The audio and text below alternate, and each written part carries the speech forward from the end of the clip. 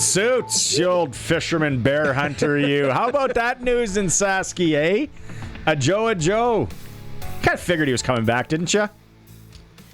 Well, I'm always cheering for guys to go ahead and make it in there because they become great ambassadors for our game. They really do, and I've seen it so many times. And it's not just Canadian guys that go down; it's American guys too, like Doug Flutie and Jeff Garcia have always been great ambassadors when it comes to questions about our own game. So I was cheering for him, but hey, great to have him back in our league because he's such a unique.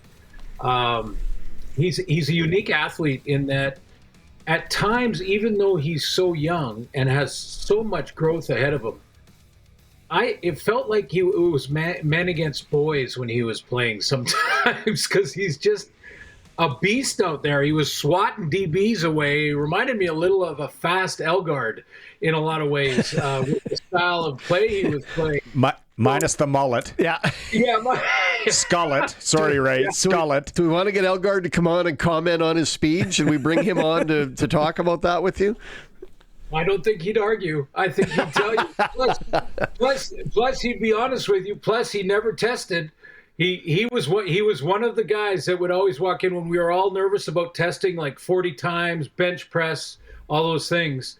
Ray would come in and say, "Okay, I'll lie down." He'd do the bench. He'd do 1 rep. And then he'd put it on and he'd say, "Go ahead and cut me if you don't like the results of the test." Oh, boom. 6'7". And not one coach cut him. Thank goodness. Yeah. Hey, Glenn, though, seriously, with the Joe, and it was just released by the Riders, 45 minutes ago. Chances that he plays on Sunday? Yeah, it depends on what his travel has been. Is he physically ready? Has he been, has he had zero sleep for 48 hours? It depends on a lot of those things. You don't want to throw him in there if he's just not mentally sharp or physically sharp to go out and protect himself at the very least. Having said that, he knows the offense. He knows Trevor. He's definitely in shape. He hasn't been sitting around on a couch for the last month and a half, 2 months. He has to get back to CFL shape. That's half of the time in between plays that he has down there. And he has to get back in the swing of the unlimited motion and the waggle to the line of scrimmage. And that timing is important. Now, could you throw him back in the roster right now and have him play wide out where there's less of that motion? Maybe play on some of the teams and be ready if someone goes down in the game to fill in because he does know the offense. If I'm Corey Mace, guys, I'm really tempted to just let him dress and maybe even play a special team or two and be ready to go in, maybe have a few reps at wideout. Interesting, because I kind of agree that he may not remember all the playbook, but there might be set plays that they go, okay, this one you remember and you know what you're supposed to do, and it gives them an opportunity to throw a new wrinkle at Winnipeg they're not expecting. Yeah, and he knows the terminology. Yeah. So when Trevor's in the huddle and he calls X45 Roger Shark, he knows what all that is. I just made that up, by the way. That's not what Trevor says. But X45 knows slippery shark. What did you say? Yeah, he knows what that means. So so I think he wouldn't have a problem there. Again, this is a guy. You also have to get a read on, and I've seen this many times with guys that have been released from the NFL tryout. I think Corey Mace has got to get a good, strong feel of how he's doing mentally. Like, does he need a few days to just relax for a second, regroup, get ready to go and put all the chips in the middle for the Riders?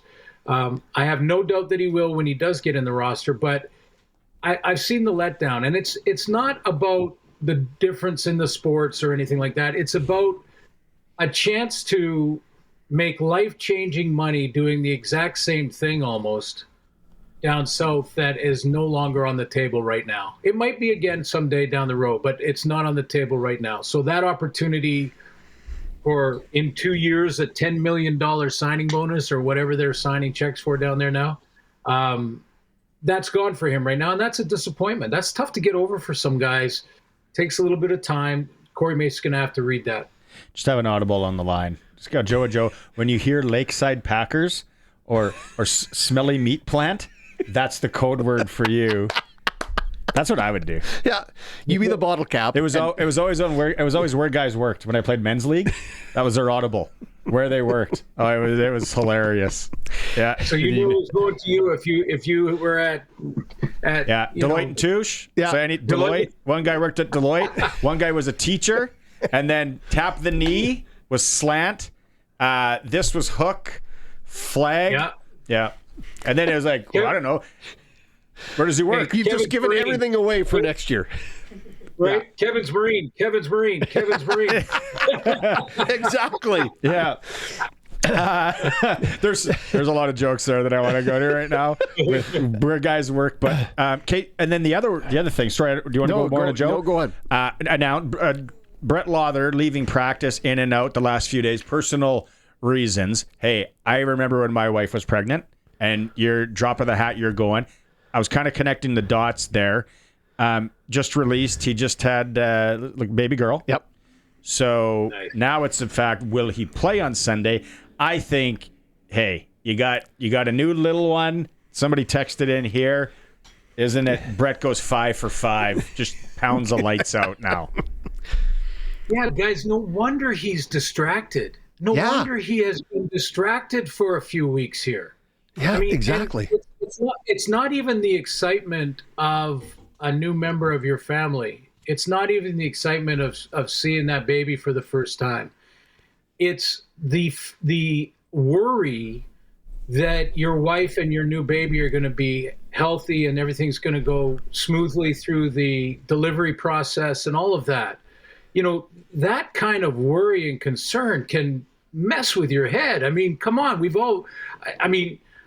I got zero sleep for a couple weeks when my wife was in labor twice. You know, like it's that. No wonder. You know, I'm not giving him an out. You got to be strong, but I just no wonder he's been distracted. Wow. Every dad knows what that is. And every dad. Yeah. I would say it. Not luckily, my wife. Whatever. Things weren't planned. Natural. And if he's running in and out, maybe late. Some sort of complications in, out. You always hear that one of my sisters, is in and out. So then you're worried, and that is a lot on the old noodle to think about. So, yeah, let's hope. Yeah. Wouldn't that be something, though, to kick? Wouldn't that be something to put Campbell Fair into the Labor Day Classic? Woo-hoo. Yeah. Well, this is I fully expect Brett to go as long as everything's good at home with mom and the new baby. I expect him to go, and I expect him to have a great game. The weight now, they're both healthy and happy. The weight now is lifted. They've gone through it. They're there. He can go out, and now he's got another mouth to feed too. So that's going to be sitting. Turn the page. Yeah. Diapers ain't cheap. No. These days. Yeah. What do you think the Riders do? Do we see a lot of AJ Ouellette against the Bombers? Yeah, I mean that I would, I think both of these teams are great running the ball. Both are great stopping the run. That's kind of like strength against strength, rock against hard place there. But I think you have to do it to bring the balance. One thing that people are talking about a lot about the records, the 8-2 record to start, and the Bombers being in third place, and not the Bombers we've seen the last 5 years, and maybe that's slipping a little bit. All of that talk, you got to be careful with that stuff, I think, if you're Saskatchewan, because when I look back, and I've gone over the notes now, that I look back at the Labor Day Classic history, it's such a different regular season game than any other regular season game. I think back, guys, and I almost never bring up my playing days, but I think back to 1984, my rookie season. The Bombers were 7-1. We were 1-6-1 and awful. And the Bombers come in with Tom Clements, James Murphy, Willard Reeves was their tailback at 7-1, and we beat the Bombers on Labor Day. It works the opposite way too. You have to put the records aside, what you've done in the first 9 or 10 games is not going to be relevant in this one. This is a different beast. Be prepared, and the right. I'm sure they will be, but I'm just don't look at the records too hard because I don't think they matter. The Rocky Butler start. That's another example, right? The Rocky Butler start. Guy never started a game, scores three touchdowns and wins. You talk about that record you guys had. If only Ray would have done a few more reps, where would that record have been, right?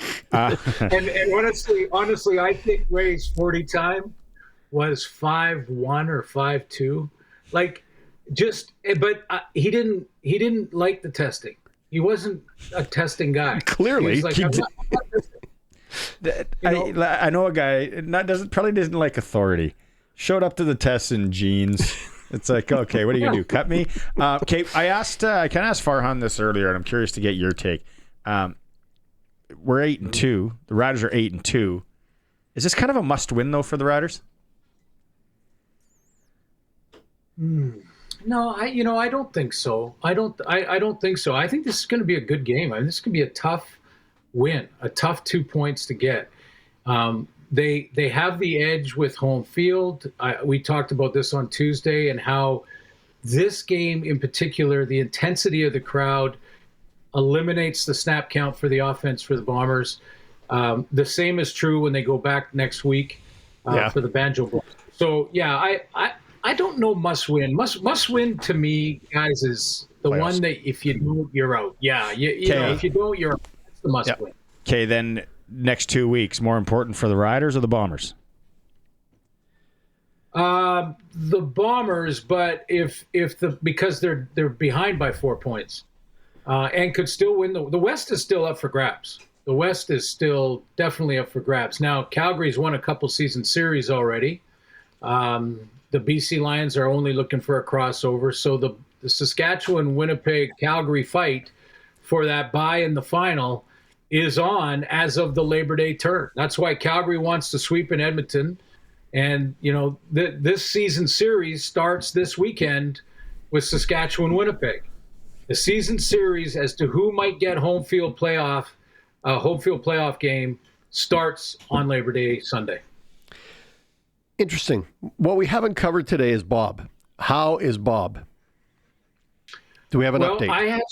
I have some updated photos. Remember, you guys made a request about 3 weeks ago. Yes. That if you ever when the next time you see Bob, just walk out and go have a conversation with Bob, and maybe get a selfie. Like maybe turn around and get a picture. Well, Bob just about 3-4 days ago. I was just coming back from a walk with my dog, and over my shoulder, by that apple tree right across the street, right there in the red circle, that's Bob. And I have that's just across the cul-de-sac where I live. I'm standing at the top of my driveway, and so I saw it. I scrambled for my phone. I got my dog locked up because he was going nuts. I scrambled for my phone to get the selfie, and there's a little video I sent too of Bob. Just there he is. He's sitting there eating those little crab apples or whatever they are on that tree. And is that a tag on his ear? That was right across his. No, but on his left ear, looks like he's been tagged. Looks like it. Yeah. If you're not watching the stream, this is a reason to watch the stream. You get Glen Suitor's home videos on the bear that frequents his lawn. Yeah, that is right across the street from my house. I'm standing in the top of my driveway. That's awesome. I love it. That is so cool. If that was at fish camp with me, there'd be a loud noise. Yeah. Well, that's kind of my concern because I was fishing, and when you dump the cooler out the back and you're getting all the ice, and there's a little bit of fish stuff in there, guts, a little bit. You got to rinse that good, yeah. Yeah, I'm rinsing and I'm spraying the. Yeah, I know you don't like. I know you don't like to make predictions, though. But Labor, you're thinking a tight one on Sunday here at Mosaic. Yeah, I absolutely am. I really am. Again, there's strength against strength in a lot of ways. The run game, both sides of the ball, they're both very good at that. Two veteran quarterbacks. I'm really interested to see what Corey Mace does with the Joe if we do see him. That would be interesting to me. Another, and there's two guys tonight. On Tuesday, I made a trade for Stanley Bryant on Tuesday. So the Riders have now Stanley Bryant. No, I'm kidding. I was talking about Jamarcus Hardrick, and I mentioned Stanley Bryant because they've been such teammates for so long and such great bookends, and they have now are going to be in probably combined 25 Labor Day Classics, something like that. Wow. These two offensive linemen, and over 300 combined starts between these guys, and decorated top to bottom. So big storylines for us going into this one. Okay, I'm gonna end it on this. When you think of Labor Day Classic in Regina, broadcaster, as a fan, as a player, which moment immediately comes to mind? My first one, playing in it, and feeling that crowd and that intensity. And then ever since then, guys, as a broadcaster, I look at Labor Day and I go, this is what's possible in our game. This right here is what's possible, because, when I was a kid, 20 years old, and I'm sure you guys are the same, I was always looking for a way to get together with my buddies, a way to party, a way to, cheer for something, get behind Team Canada or whatever was going on. We were always searching. Well, you have that 9 times a year in your own backyard in Canada, and Labor Day is what is possible when it comes to Canadian football and bringing people together and having that intense fan experience. It's fantastic, and everybody walks out of that stadium real happy that they've gone. That's awesome. Very cool. Very cool way to say it, Glenn. It's going to be very loud. Cool. It's going to be the weather looks beauty. It's going to be a good one. People will be primed with a 5:00 start. We'll see you Sunday. Yeah. And then people that are going to go watch you on the pregame show, yell Bob when Glenn's up on stage for the pregame show. Yeah. Then you'll know they're Sports Cage listeners. All right, we'll see you in a couple days, man. Thanks, gentlemen.